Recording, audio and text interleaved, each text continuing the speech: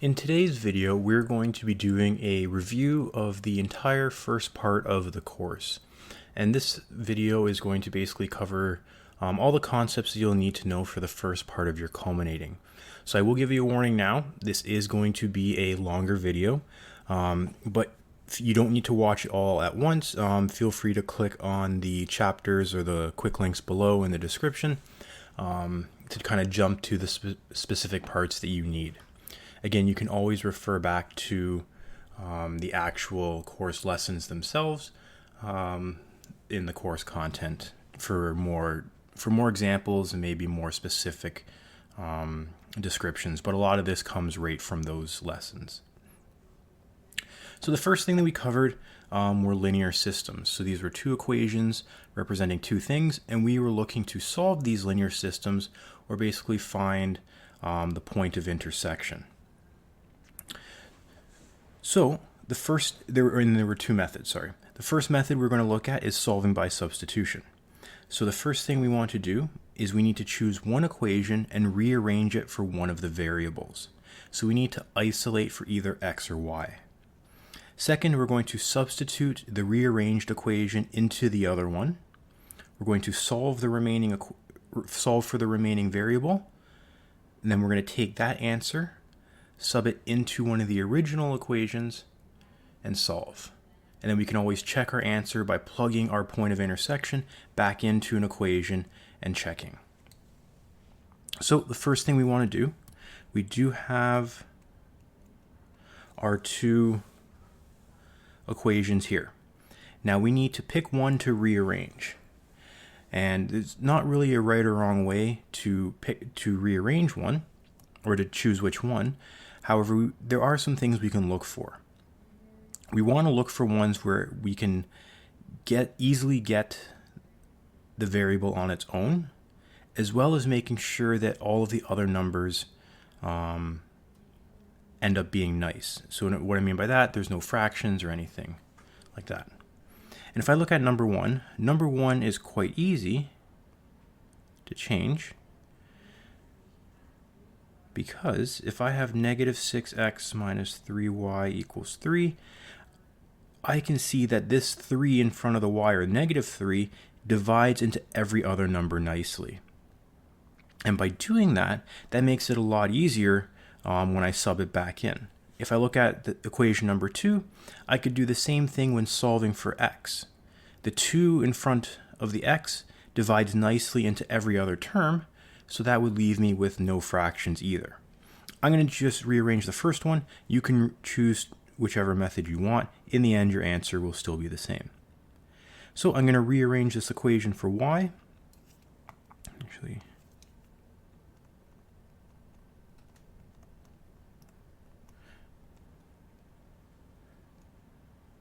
So I'm going to rearrange for y. So negative 6x minus 3y equals 3. Move the negative 6 over, it becomes positive 6. So we have 3 plus 6x. Keep in mind the negative in front of the 3 still stays. Now I'm going to divide everything by negative 3. So I get y equals negative 1 minus 2x. And now I've solved, or I've isolated for y. Next thing I'm going to do, I'm going to sub into the other equation, or equation 2. So that means wherever I see a y, I'm going to put this entire section here, or expression. So 2x plus 4y equals 20. 2x plus 4 times negative 1 minus 2x equals 20. Now before I start to solve and simplify, I have to distribute this 4 into each part. Basically I have to multiply that 4 into the brackets. So I get negative 4 minus 8x equals 20. Collect some like terms, so I can collect my x's. 2 minus 8, negative 6x minus 4 equals 20. I can now start to isolate for x. So negative 6x equals 24. Divide both sides by negative 6. X equals negative 4. So that is part of my answer. Because again, we're looking for the point of intersection, which is a point x, y. I found the x value. To find the y value, I have to sub x equals negative 4 into one of my equations. I'm going to pick equation 1 because I've already rearranged it to solve for y.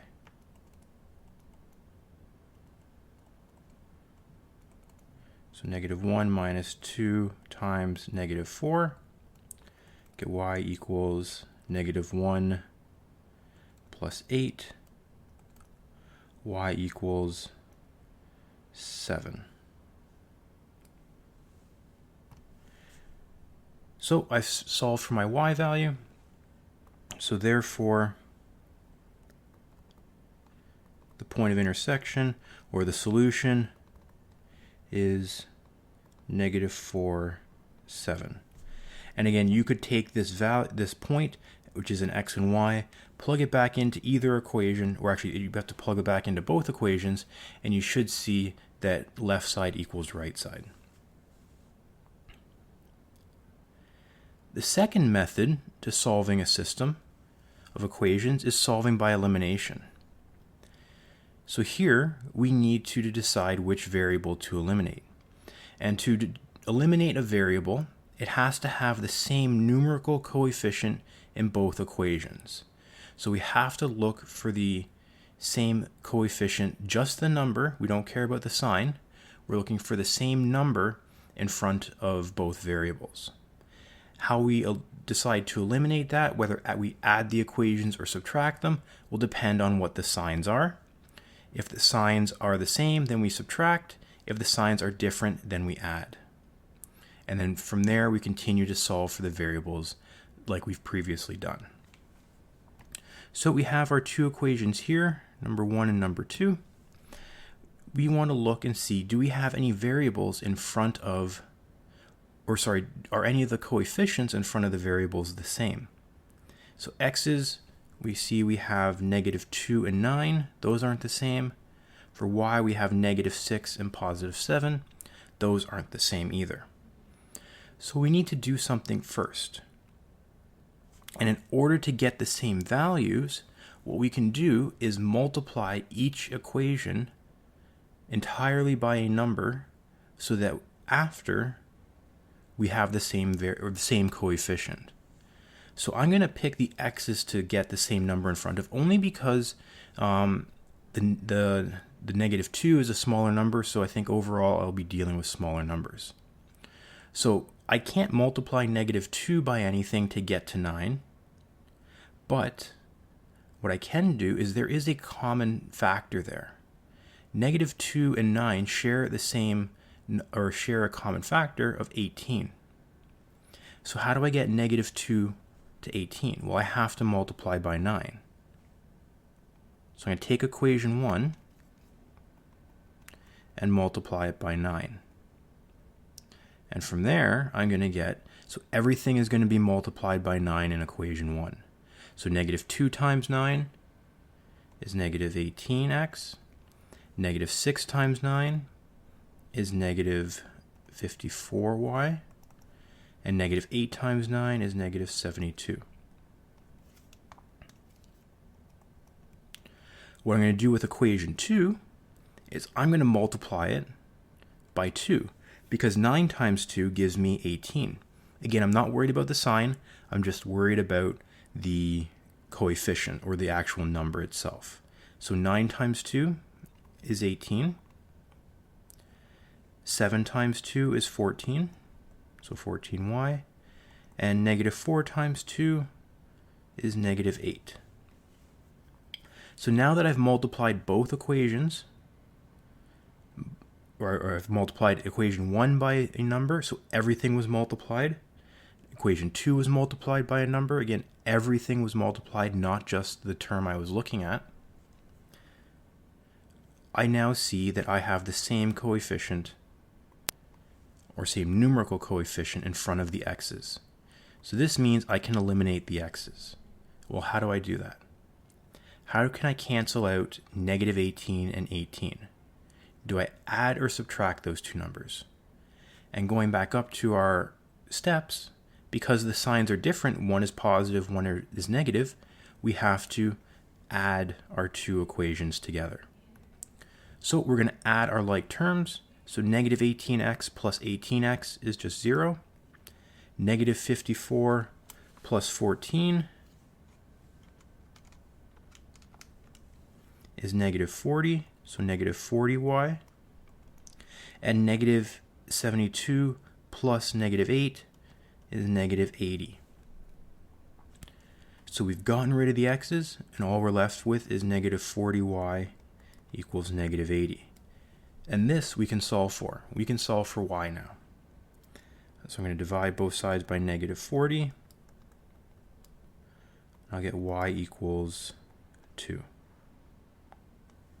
So I've found my y value.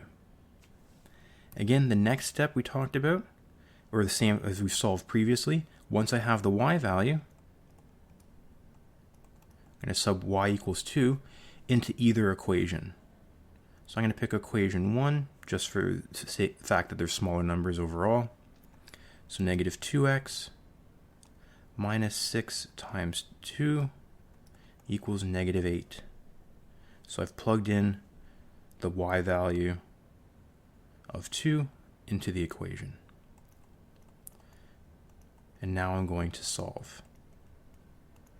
So negative 2x equals negative 12, or negative 2x minus 12 equals negative 8. Move the negative 12 over, it becomes plus 12. So we have negative 8 plus 12. We have 4. X equals 4. Move the negative 2 over, it becomes divide by negative 2. And we get x equals negative 2. So that means then, in the end, therefore, the point of intersection, or the solution, is negative 2, 2. Our x and our y value, they create a point, which is the point of intersection, or the solution. So those are the two methods that you're going to be using to solve a system of equations. The only other thing that you might have to do is use word problems. And using word problems, you are going to be using those two methods in the end, elimination or substitution. The only thing with coming up with the equations that may be different is that you may have to use a table to organize your information. If you look back in the notes, there were two kind of methods or two situations where we did have to use tables, and those were distance, velocity, time questions, or mixture questions. So in the first example, we see the table here for distance, velocity, time questions. So this dealt with either a boat traveling up and down a river, and we wanted to find the speed of the boat and the current, or if it was looking at an example of a plane going with the wind or against the wind. Those are the two main questions that we looked at. So in this case, the direction 1 would be with the wind or against the wind. Direction 2 would be, again, the opposite, whatever the first one wasn't, whether it was against or with. The distance was usually given. The time was usually given.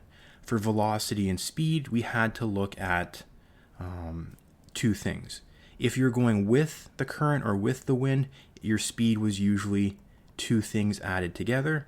And when you're going against the wind or against the current, it was two things subtracted from each other. Right? Usually the speed of the boat plus the current, or the speed of the boat minus the current, just depending on what the situation was. For the mixture questions, we looked at having two solutions, and they were added together to make a final mixture.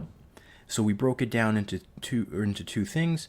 Each mixture had a certain amount of it that we didn't know.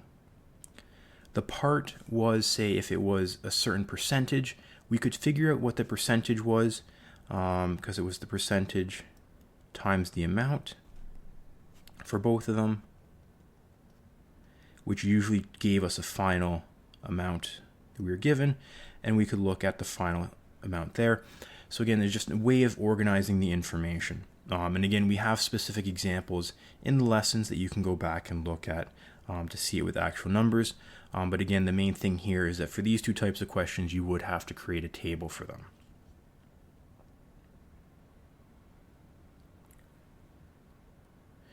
Moving on from solving equations or linear systems, the next unit was analytic geometry.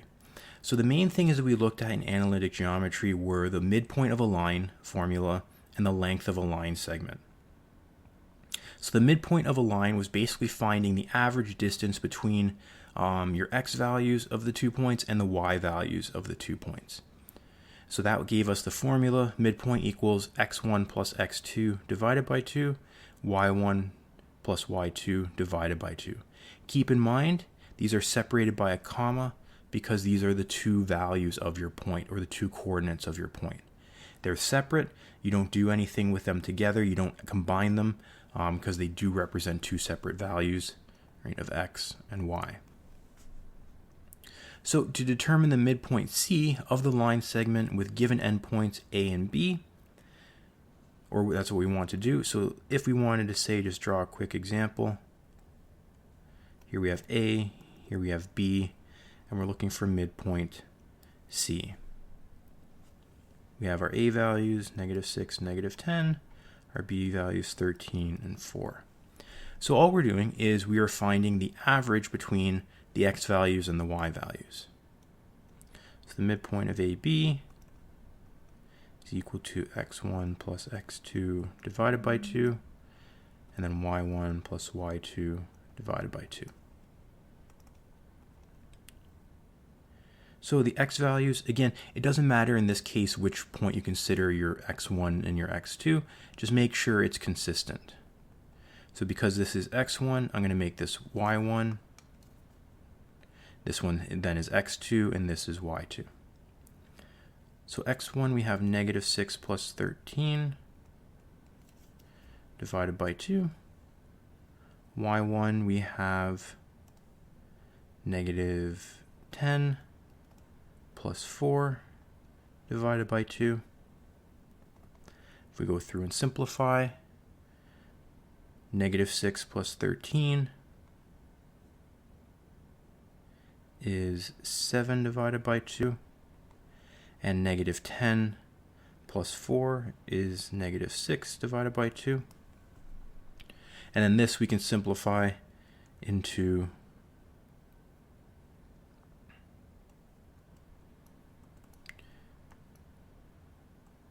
3.5 and -3. So that would be our midpoint.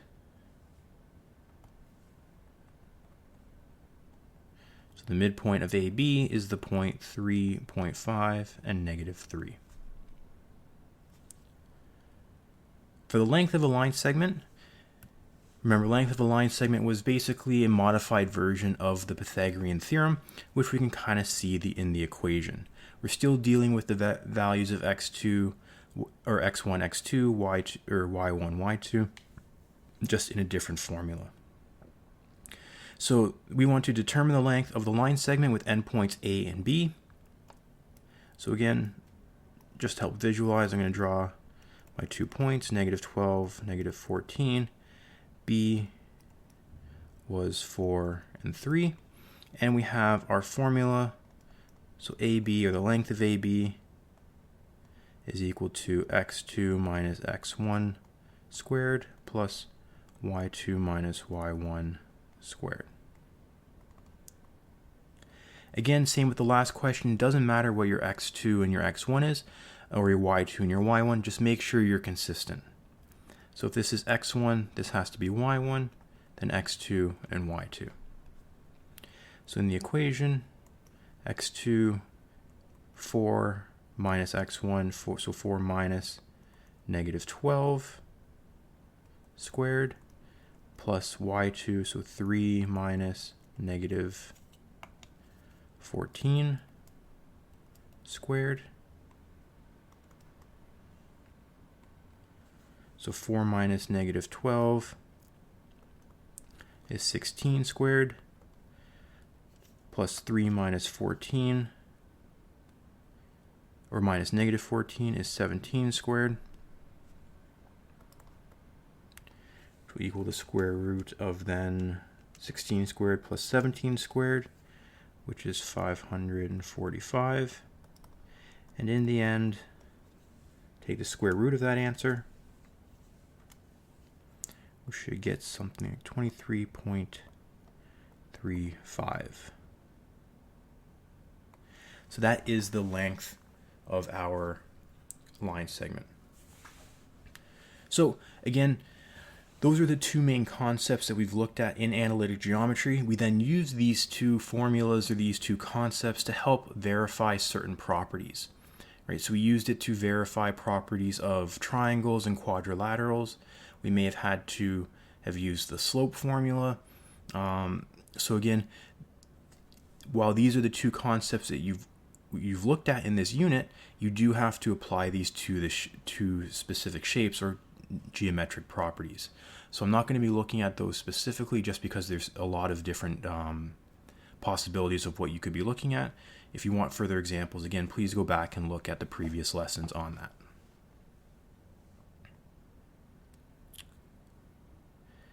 The next big unit that we looked at was quadratic expressions, and this was all focusing on expanding and factoring. So if we want to expand, we use the FOIL method. And the FOIL method, remember, meant first, outside, inside, and last. So for example, if I had x plus y times a plus b, first meant the first two terms, outside meant the outside two terms, we then had our inside two terms, and then the last two terms of each bracket. So that's where we got our FOIL method from. Again, you may have heard it as the rainbow method, but basically every term in the first bracket is being multiplied by, or is multiplying the terms in the second bracket.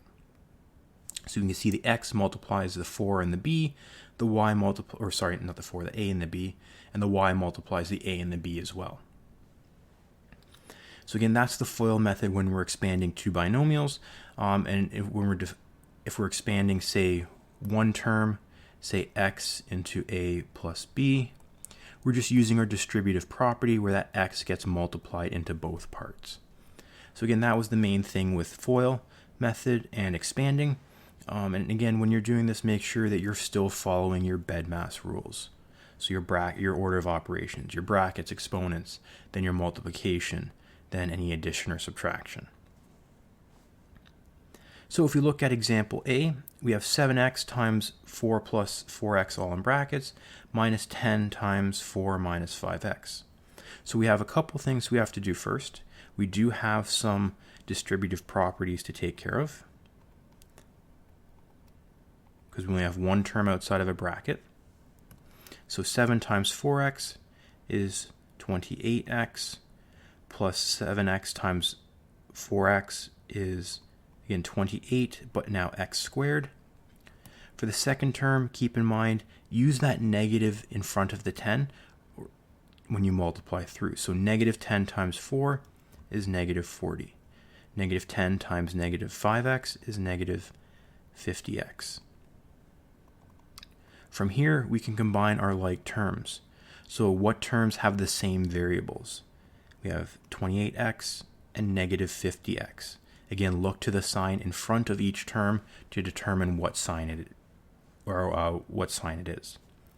The reason that these two are like terms and not with the x squared is because x squared is different from x. Yes, it's the same variable, but it is different. So keep that in mind. So when we write it out, we have 28x squared, and we have 50 Negative 50 plus 28. So we have negative 22x, and then negative 40 after. Again, it doesn't really matter what order you write it in, but the general convention is the highest degree first. So the highest exponent first, and then you work your way down. So that's expanding and collecting the like terms for the first example. For the second example, we have negative 3x plus 7 squared plus 4 times x minus 5 squared. So here we will have to use our FOIL method because of these exponents. And what these exponents are telling us is that we have two of these brackets multiplied together. So we have negative, or if we rewrite this, we have negative 3x plus 7 times 3x plus 7 plus 4 times x minus 5 times x minus 5. Now there's a couple things you can do here. Because we have a term or a single term in front of the brackets, we can distribute that through before we use the FOIL method. Or we can do the FOIL method first on the two brackets and then multiply that single term through. It's up to you how you do it. There are just things you want to be aware of when you're doing that. The reason that we can do that, though, is because when we multiply things, order doesn't matter. So I'm going to do it in two parts. The first term, so negative multiplied by 3x plus 7 times 3x plus 7, I'm going to distribute this negative, it's an invisible one, I'm going to distribute that through first. Keep in mind it only multiplies into the first term, because when you're multiplying numbers, you don't take the first number, multiply this by the second, and then multiply by the third, and then kind of work your way through. It's only the first two numbers that are multiplied. And what I mean by that, say if I had 2 times 3 times 4. I wouldn't do 2 times 3 and 2 times 4 to get 6 times 8. Right? That wouldn't work. That's not what I would do. What I would do is I'd do 2 times 3 to get 6, and then multiply that by 4. So that's essentially what I'm doing here. So the negative goes through, I get negative 3x plus, or not plus, minus 7. So that negative 1 multiplied through to both parts of the first bracket. In the second half, I'm going to leave the 4, and I'm going to expand the two brackets. So I'm going to use my FOIL method. And then that will give me x times x, which is x squared, x times negative 5, which is negative 5x, then negative 5 times x, negative 5x, and negative 5 times negative 5, which is plus 25. So again, just the two different ways you could be solving these brackets. In the first one then, now I can FOIL this. So first, outside, inside, last. Negative 3 times 3x, I get negative 9x squared. Negative 3x times 7, I get negative 21x. Negative 7 times 3x, I get negative 21x. Negative 7 times 7, I get negative 49.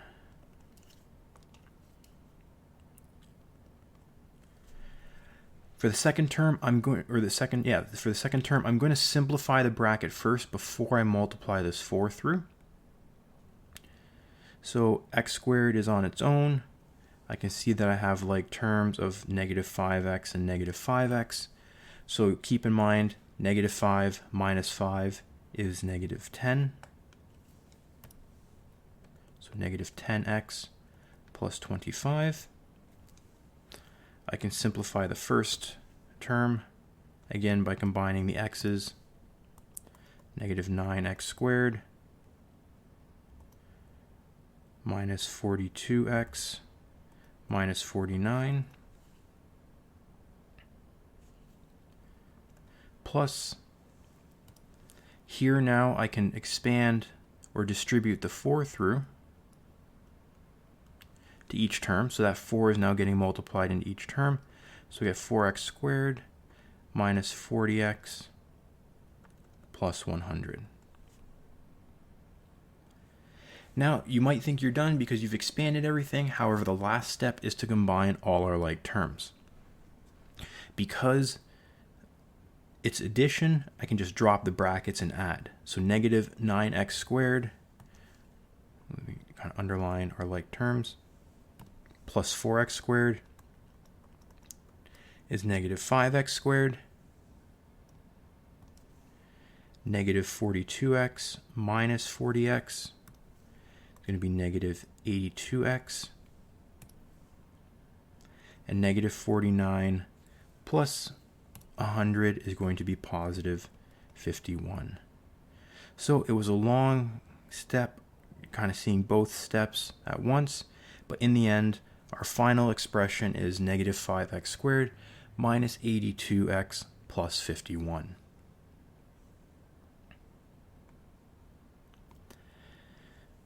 The next thing we're going to look at is factoring. So factoring, again, there were multiple different versions or variations of how we could factor depending on what our expression was. We had common factoring, difference of squares, perfect square trinomials, simple trinomials where the a value equals 1, and complex trinomials where the a value equals 2.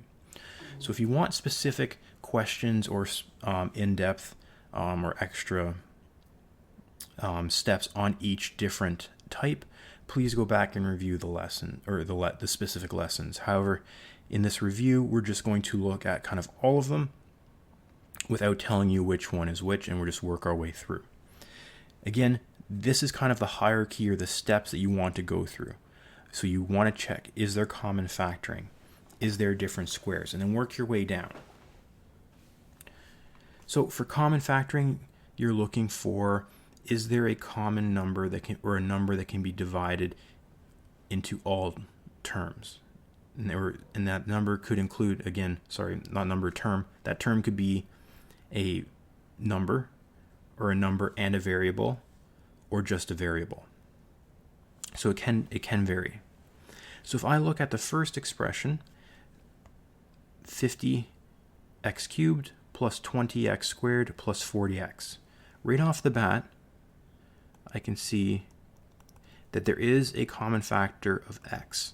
Every term has an x, so I'm going to take the lowest exponent because I know that will be the one that will fit into all of them. So in this case, it'll just be x. Now what I have to look at is what is there a number that can be divided into all of these terms? So is there a number that can be divided into 50, 20, and 40? You could think, yep, right off the bat, there is 2. They're all even numbers. They can all be divided by 2, which is right. But we want to look for the greatest number. What's the largest number that can go into it? And it may take some time, may take some trial and error, but the largest number that can go into all 3 of these would be 10. So that means my greatest common factor of this expression is 10x.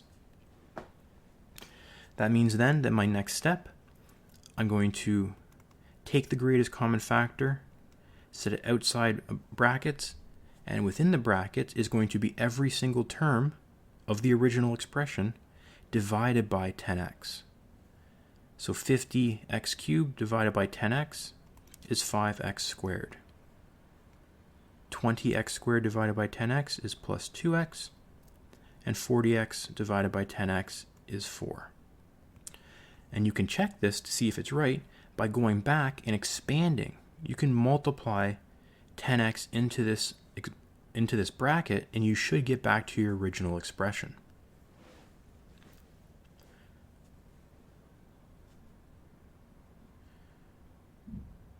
So I have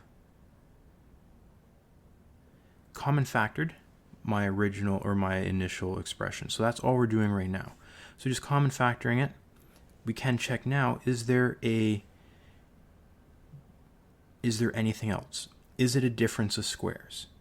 No, it's not a difference of squares, because remember, a difference of squares, you should be looking for two terms. Is it a perfect square trinomial? Do we see any of those perfect square numbers? 9, 4, 16, 25, 36. No, we don't see any of those numbers, so it's not a perfect square trinomial. Is it a simple trinomial? No, because the value, or the a value, right here is not 1. Is it a complex trinomial? Yes, it is. It is a complex trinomial because a does not equal 1. Right? It equals to 5. So, it is a complex trinomial. So let's check to see if we can factor this. So again, simple trinomial, or a complex trinomial, remember we're looking for a product of a times c, or 5 times 4, which is 20, that gives us a sum of b, or 2. So are there two numbers that multiply to 20 that add to 2? Are there any factors that do that? So the numbers that multiply to 20, 20 and 1, no. 2 and 10, no. 4 and 5, no. And that's it. So there are no numbers that multiply to 20 but add to 2. So in this case, we can't go any further. So let's put a little note. Cannot factor further. So in this case, we are done. This is only a common factor. It did look like a complex trinomial, but we couldn't factor it any further. Actually, I'll put that there, and we'll move this over to here. So we couldn't factor that one any further. For B, again, look first for a common factor. Is there a value that goes into both 12 and negative 3? Or 12x squared and negative 3. There isn't a variable that's common, but there is a number that's common, because 3 can divide into 3, and 3 can divide into 12. And that's going to be our greatest common factor. So then, we take our greatest common factor, set it outside the bracket, and divide every one of our original terms by 3. So 12x squared divided by 3 is 4x squared, minus 3 divided by 3 is negative 1. So this was a common factor. Next we have to look at, is it a difference of squares? Well, I have two terms. Do I see any perfect squares? Right, 4x squared is definitely a perfect square. It's 2x. 1 is a perfect square as well. And are they separated by a subtraction sign? They are. So this is also a difference of squares.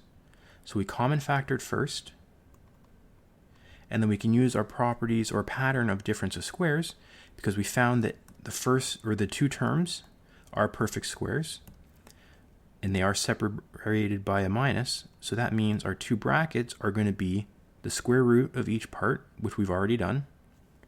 So 2x and 1, 2x and 1. And the signs, one of them will be minus, one of them will be plus. And it doesn't matter what the other ones, or it doesn't matter what order they're in terms of one's minus or one's plus, or one's plus and then one's minus. So that was an example of both. C, look to see if there's a common factor. Well, let's start with 8. So 8, the only numbers that we can go into 8 are 1 and 8. So let's check if 392 is divisible by 8. And it is. 392 is divisible by 8.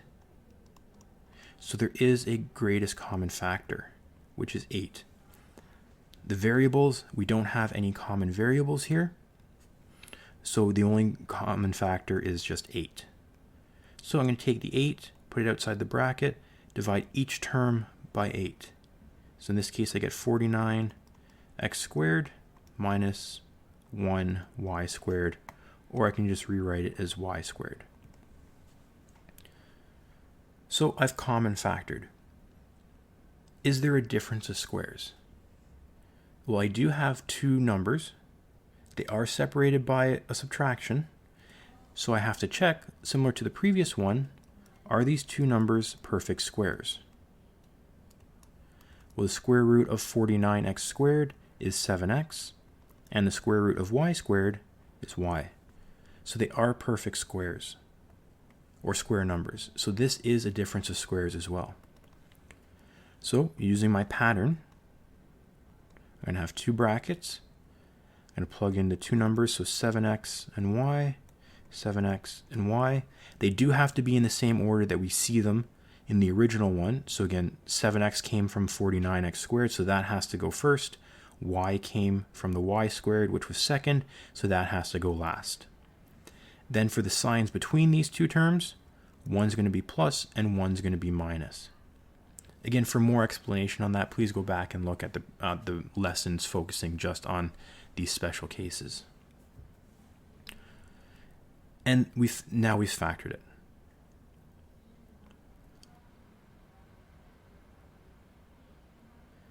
The next example, D.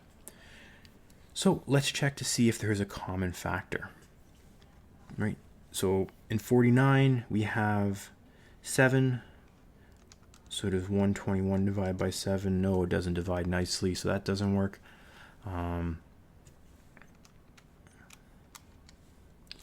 There's no common variable, so we know it can't be there's no common factor here. And usually the common factor should be fairly easy to tell. Difference of squares? No, it can't be a difference of squares because there's more than two terms. Is it a perfect square trinomial? So do we see those perfect square numbers? The 2's, 2, 9, 16, 1, 25, 36, 49. We do see 49. And we do see 121. So 121 is the square root of 121 is 11. The square root of 49 is 7. And what we want to do now is check, right? So the pattern for the perfect square trinomials, if I take 11 times 7 and then multiply it by 2, do I get that middle number? So 11 times 7 times 2, I do get 154. So this checks all the boxes for being a perfect square trinomial. So that means then I can use the pattern to help me factor this. And it's going to be the first term, so 11x in both. We have 7x, or actually no, perfect square trinomial, sorry. It's only one bracket because it's a perfect square. So the first term will be the 11x. I guess we can make that an x squared and that an 11x. The last term will be the 7, and the sign comes from between the first two terms in our expression, so it will be positive and it will be squared. So that means when we factor the first one, we get 11x plus 7 squared, or 11x plus 7 times 11x plus 7. So you could do this in different ways. You could do this as a complex trinomial. It will take you a little bit longer, so it is helpful to recognize these patterns, because in just a couple steps and just some confirmation, we were able to get to our final answer. In E, again, we want to look for a greatest common factor. 3 is our lowest number, so that helps us out a lot, because that means if 3 is a common factor between all of them, that's as large as it can be. If not, that's an easy quick check. So 108 divided by 3, it does work. 36 divided by 3, that does work as well. So my greatest common factor is 3. So 3 is going to go on the outside, and when I common factor, 108 divided by 3 is 36x squared plus 12x plus 1. So I've common factored, so there was a common factor in this one. Now let's continue down the line. Is it a difference of squares? No, because there's more than two terms. Is it a perfect square trinomial? I do see 36, which I should start to recognize is a perfect square, because 36x squared equals 30, or the square root of that equals 6x. Square root of 1 is 1, and if I do my check of 6x times 1 times 2, I get 12x, which is my middle number. Checks all the boxes. This is a perfect square trinomial. So 3 is still there. The greatest common factor is still there. Now because it's a perfect square trinomial, I can use my patterning. So the first term will be 6x. The second term will be 1. And the sign will come from between the first two terms, so it will be plus. And it will be squared because there are two of them. Or you could write it out as 6x plus 1 times 6x plus 1.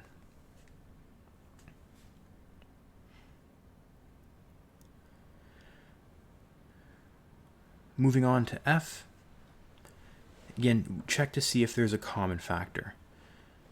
Because we can see that the value in front of x squared is 1, right off the bat we should be able to tell that, okay, no, there is not going to be a greatest common factor. Is it a difference of squares? Nope, because there's more than two terms. Is it a perfect square trinomial? Well, 1 or x squared is a perfect square, but 30 is not. So is it a simple trinomial? Yes, it is. I have three terms. The value in front of the x squared is 1, so it is a simple trinomial. So when we factor simple trinomials, we're using the simplified product and sum method. So the product means we're looking for two numbers that multiply to negative 30, and those same two numbers have to add to negative 7. So we're looking for two factors, or two numbers, or that both multiply to negative 30 and add to negative 10. Because they multiply to a negative, we know that one of those numbers has to be a negative, and because the sum is negative, the largest term or the largest factor has to be negative as well. So you may use trial and error or use a multiplication table to figure out what those factors are, but you should find that your two numbers are negative 10 and positive 3. Because negative 10 times 3 is 30, negative 10 plus 3 is negative 7. Once you figure out those two factors, they go into two brackets. So we have x plus the 1 factor, so negative 10, and then x and the negative factor, which is plus 3. And that's factored. So you factored that expression, or that simple trinomial. For g, same idea. Check to see if there's a common factor. The lowest number is 4, so that's where we're going to start. Can every other number be divided by 4? 8 can be divided by 4, and 60 can be divided by 4. So we do have a common factor of 4. So we take that greatest common factor out, then we get x squared plus 8x, or no, sorry, not 8x, x squared plus 2x minus, and then 60 divided by 4 is 15, or negative 15. So we continue down our chain. Is it a difference of squares? No. Is it a product or a perfect square trinomial? No. Is it a simple trinomial? Yes. 3 terms, and the value in front of the x squared is 1. So what we're going to do now is use our product and sum method. So negative 15, sum of 2, and when we factor or find the two factors, we should get positive 5 and negative 3. So in our brackets, x plus 5, x minus 3, and now we've factored that expression. H, again, check to see if there's a common factor. No, there's not. Difference of squares, nope, there's not two terms. Perfect square, nope. Simple trinomial, nope. Complex trinomial, yes. It is a complex trinomial because the value in front of the x squared is a value other than 1. So that means we have to use kind of a modified product and sum. So that means the product is going to be of 5 times negative 63. So negative 315, and a sum of 38. So we're looking for two values that multiply to negative 315 and add to 38.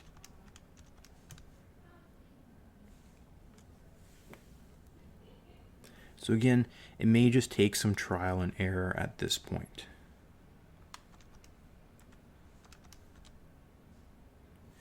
And by doing some of that trial and error, we get that it is 45 and negative 7. So these steps are going to be a little bit different because now we have to solve or factor by decomposition. So we have 5x squared. We break up that middle term into these two terms. So we have plus 45x minus 7x. And minus 63. So we decompose that middle term into the two factors that we found, and now we factor by grouping. So looking at the first two terms, we see there's a common factor of 5x. We get x plus 9. And then the goal in factoring the second term, or the second pair, is to get the same bracket. So here I can factor out a negative 7 and get x plus 9. Now I should see that I have the same brackets, which I can factor out. So x plus 9, and then the remainder is going to be my second bracket, so 5x minus 7. And that is my factored form.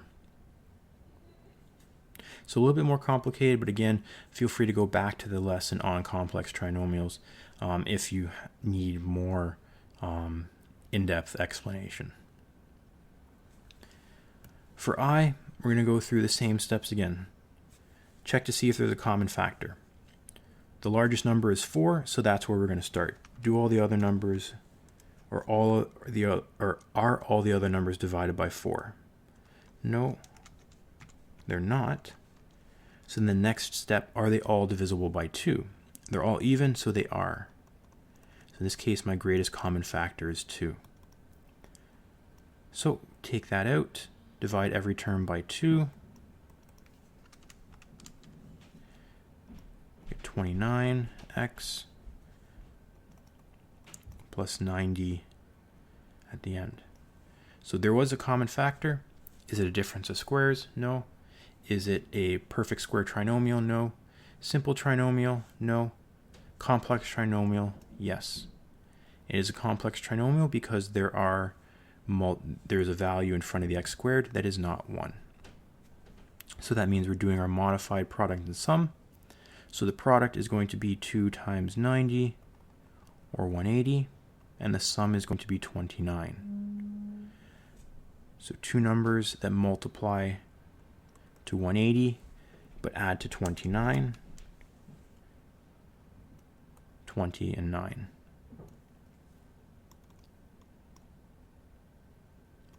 So we decompose, so 2x squared plus 20x plus 9x plus 90.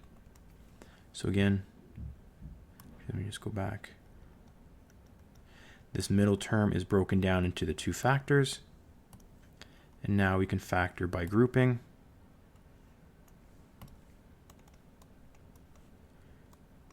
So 2x is going to be the common factor of the first one.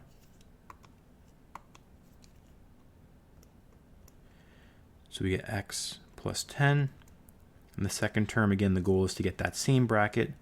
So if I factor out a positive 9, I get x plus 10 as well.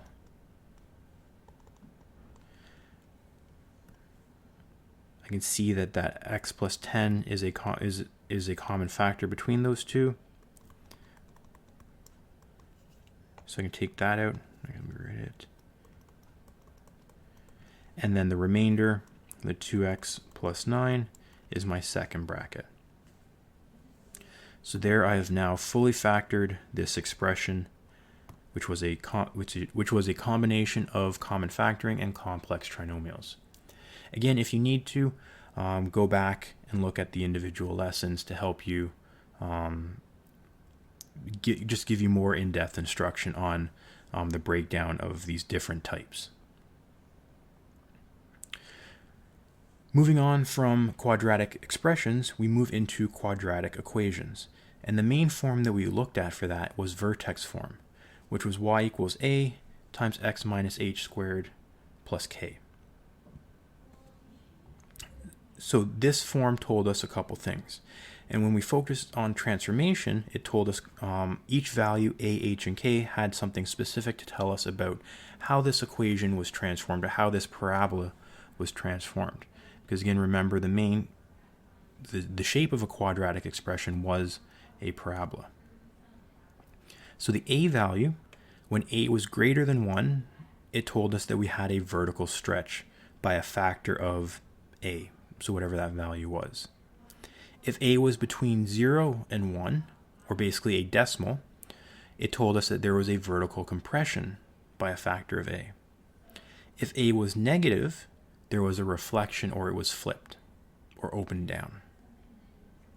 If h was greater than 0, so positive, that means that it shifted left h units.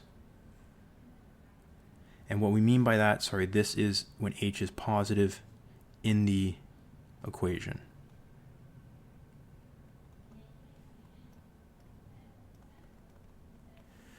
So when h was positive in the equation, it shifted left. When h was negative, it shifted right.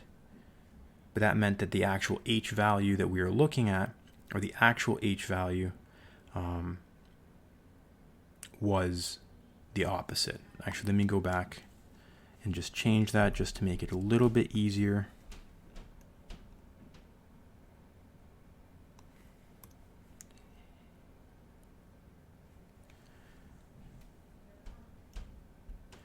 So when h is less than 0 or negative, when h is greater than 0, it moves right. But again, keep in mind, it's opposite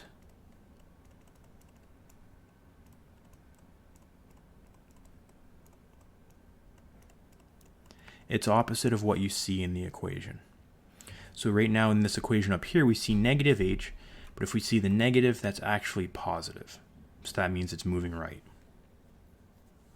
And that h value also tells you the x value of your vertex. The k value, when k is greater than 0, it moves up.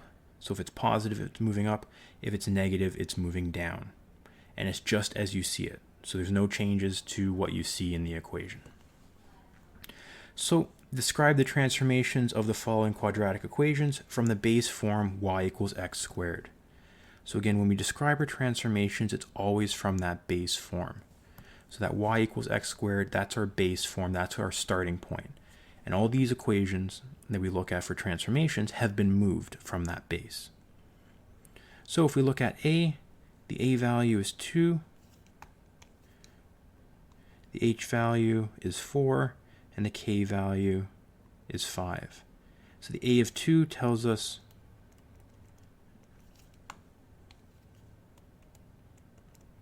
vertical stretch by a factor of 2. H in the equation, it looks negative, but it's actually positive.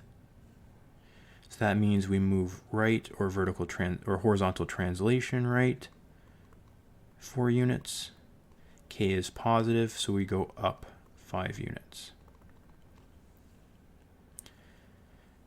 The next example A, H, and K again. A is negative 0.5, so because it's negative, it's flipped.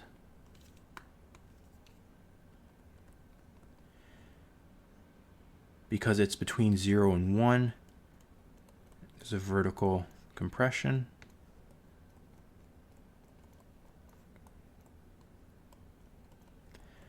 By a factor of 0.5. H is positive in the equation, so that means it's actually negative. So we go left 3 units. K is negative 9, so we go down 9 units. So again, main thing is just identifying A, H, and K, and just understanding what those values tell us. The next example is we're going to state the equation based on the transformations. So, reflection, vertical translation up, horizontal translation right. So we're using that general form, y equals a, x minus h squared plus k. So in this sense, the reflection tells us the a value, the translation up tells us the k, and the horizontal tells us the h. So we get y equals, because it's a reflection, it's negative. Vertical translation up is going to be the k. We're not going to worry about that right now. Right 8 units. So minus, the general form is always minus, so I'm minusing positive 8, which just comes up as minus 8 squared, and then plus k units, or plus 3. For B, vertical stretch by a factor of 3. So again, this is our A value. Vertical translation right 2 units. This is our H value, and that's it. So y equals A is 3.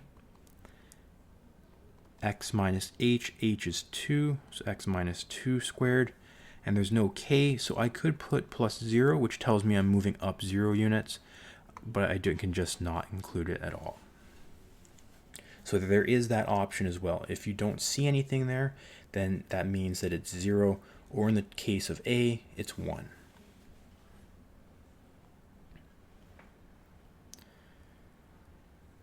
Moving on with quadratic equations, we are going to look at determining the vertex form. So the steps for determining the vertex form, again, we are using that general form, y equals a, x minus h squared plus k. We should be given the vertex and the point, so we have to plug those 4 values into the equation, solve for a. And then after we find the a value, we rewrite our equation with a, h, and k filled in. So we're going to look through 2 examples, determine the equation of the quadratic given the following information. The vertex we have 5, negative 3, and the point 1, negative 8. So we have our h, our k, an x, and a y.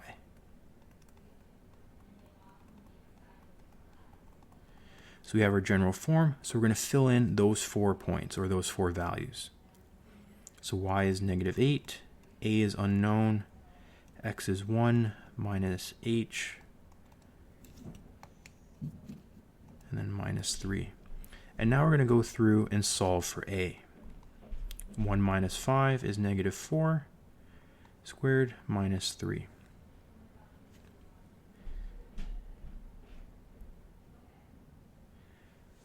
So we get negative 8 equals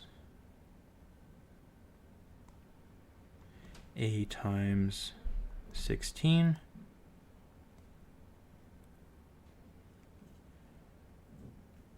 I'm going to take away the squared. Just a times 16 minus 3. Move the negative 3 over, it becomes plus 3. So I get negative 5 equals a times 16. Move the 16 over, I get negative 5 over 16 equals a. So from there, I have my a value now. I could turn that into a decimal if I wanted to, but because I'm just going to rewrite the equation anyways, I'm just going to leave it as a fraction. So y equals negative 5 over 16, x minus 5 squared minus 3. So this is my final equation of the quadratic, given that information.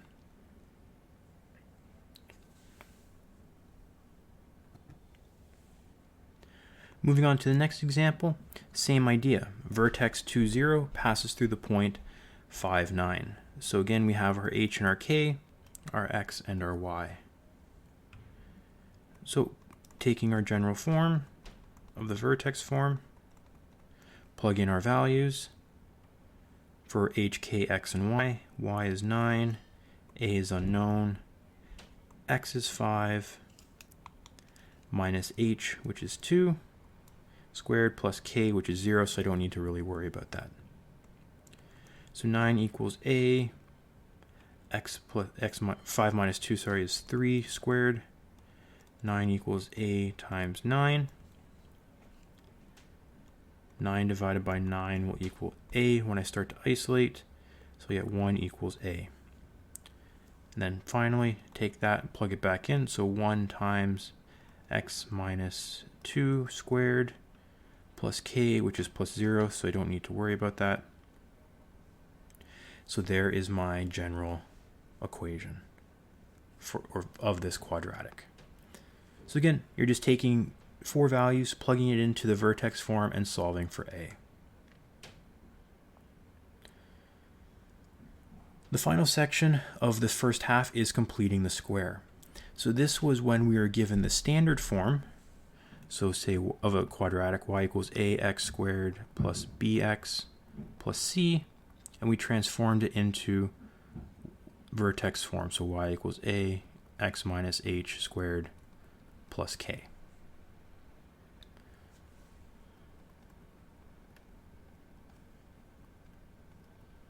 Because the vertex form does give us quite a lot of information. It tells us the maximum or the minimum value, which can be important. So the steps to complete them: group the first 2 terms, which would be the x squared and the x term. If the a value does not equal 1, you have to factor the first 2 terms. If it is 1, then skip on to the next step, where we're going to make a perfect square trinomial by finding the magic number. We add and subtract that magic number inside the bracket, move the subtraction outside. We may have to multiply by the factor if a did not equal 1, and then factor the perfect square trinomial and collect like terms. So we have our first example. The value in front of x squared is 1, so we're going to avoid these 2 steps that we've kind of identified already. So we're going to group the first 2 terms. So that's step 1. Step 2 in this case is going to be make the magic number. We do that by dividing the second number by 2, so 10 divided by 2, and then squaring it. So we get 5 squared, which equals 25. Step 3 would then be, again, these are all going to be one-off based on the original ones because we're removing a couple of them. So step 3 then will be y equals x squared plus 10x plus 25 minus 25 inside the bracket plus 20. Next we move the subtraction term outside the bracket.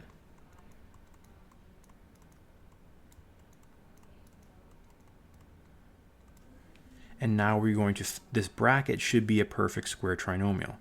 I remember the trick was the value in the second part here, that was going to be our second term in the bracket.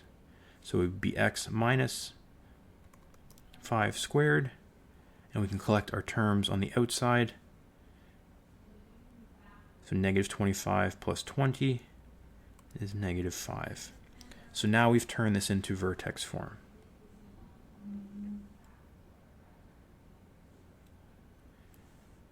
That was 4, and that was 5. For example B, again, we're going to do the same thing.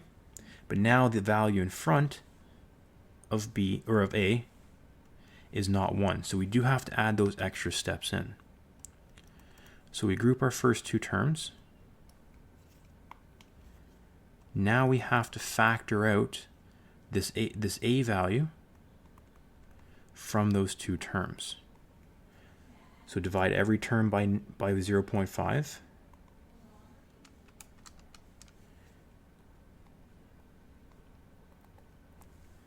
Then the next step is going to be finding that magic number. So take 8 divided by 2 and square it. So we get 4 squared. We get 16.